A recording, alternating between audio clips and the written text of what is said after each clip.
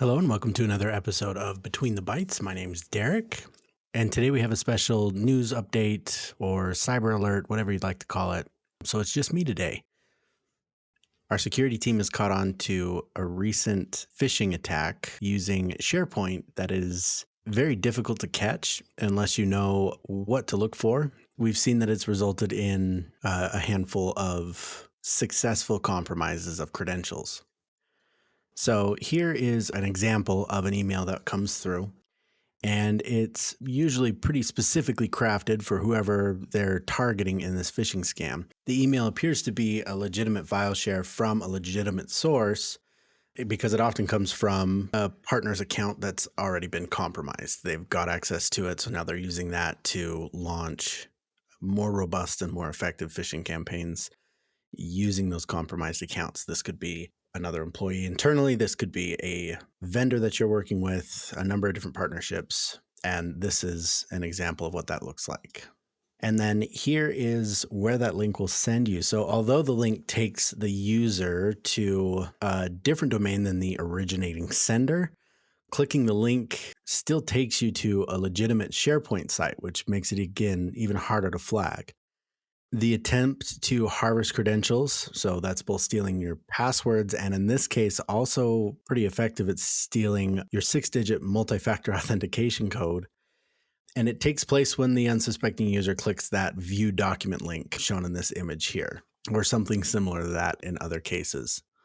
And then from this page, the potential victim is taken to what appears to be a legitimate O365 login page, which prompts them for credentials. Because the link originated from a legitimate SharePoint site, email security filtering technology is going to trust that.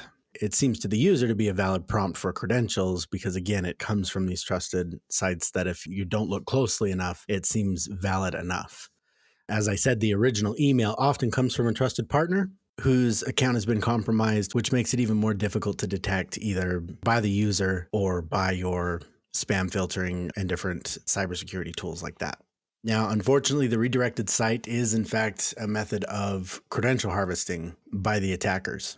When the victim enters their login information, it takes that and then it's prompted for an MFA code. And then when you enter that MFA code, the attackers then immediately take that over to a valid login prompt to get past MFA. Now, in order to protect against this kind of attack, our security team has put together a list of best practices.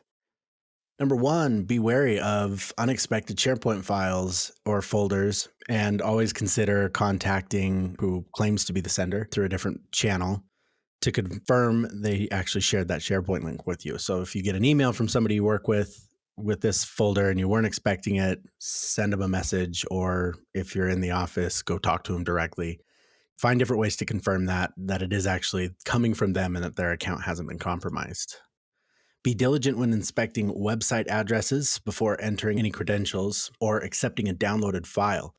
Now, as a shameless plug here, I have actually written a blog on this exact topic on reading URLs to prevent phishing scams, and I'll bring that up to give you an example.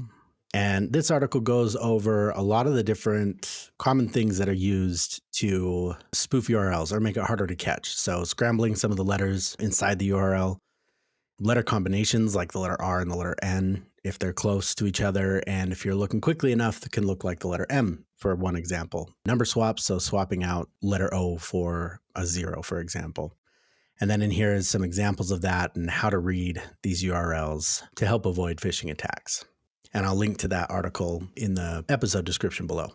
Next, consider branding your organization's O365 sign-in page and letting your users know not to enter their credentials on a non-branded sign-in prompt. This can be done through O365. And of course, if you want to implement that, you can always reach out to your IT team and they can help you get that taken care of. And then consider only allowing push authentication with a number matching through the Authenticator app for multi-factor and not doing just a 6-digit code.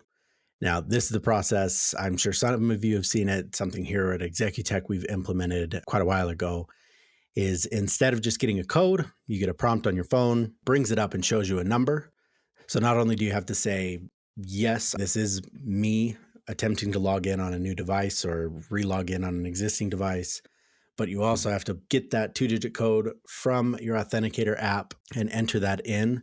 And that would, according to our security team, actually, this would alone mitigate this kind of an attack just because of the nature. So it's a bit more steps, I guess you'd say, maybe a little bit more time consuming by a couple of seconds, a little less user friendly, just like any cybersecurity best practice, of course. But this is a highly effective one outside of just the 6-digit code through text or the app. This actual number verification process can still be done through an Authenticator app and pretty easy to set up and use that in lieu of these 6-digit codes. And this would actually alone mitigate this kind of an attack. Then consider blocking sign-in to your Microsoft 365 for Windows machines that aren't Azure AD joined. Block sign-ins from Macs who don't have company-issued Macs. This would mitigate risk in 90% of the cases. Now, when it comes to setting up an Azure AD and adding your employees to those Azure ADs, that is a bit more technical. So again, that's something you'd want your IT team or someone like Executech, another shameless plug, to come out and help you set up. But it is a great way to help lock down a lot of the information inside your organization for people who are strictly employees. Next, we have consider blocking non-US top-level domains with the Sophos web control, or if you're using a different service for your web control, then the same concept, of course. So for example, pages hosted at URLs ending in .ru, that means that it's hosted out of Russia. So some of those top-level non-US domains are a good thing to block. Of course, given the nature of your company, if you're working overseas a lot, then this wouldn't be as valid. But for most of us, blocking .ru sites or some other known attack nations that we've had issues with in the last few years, this would be a great way to help mitigate these issues. And then finally, education. I know we've talked about it on the podcast a number of times. Educate your staff on this risk. Let them know that this is something that's coming up. Awareness is a huge part of the battle. If you are aware of something like this, then it's a lot easier to spot things like this. So I would definitely recommend that you send out a link to this episode or a link to the YouTube video, whatever works best. Or if you're a current Executech customer of ours, then reach out and our security team will kind of clean up this presentation, of course, and make it so you can send it out to your whole staff. So education is a huge one. That is one of the best things with all things cybersecurity and IT for that matter to keep things running smoothly.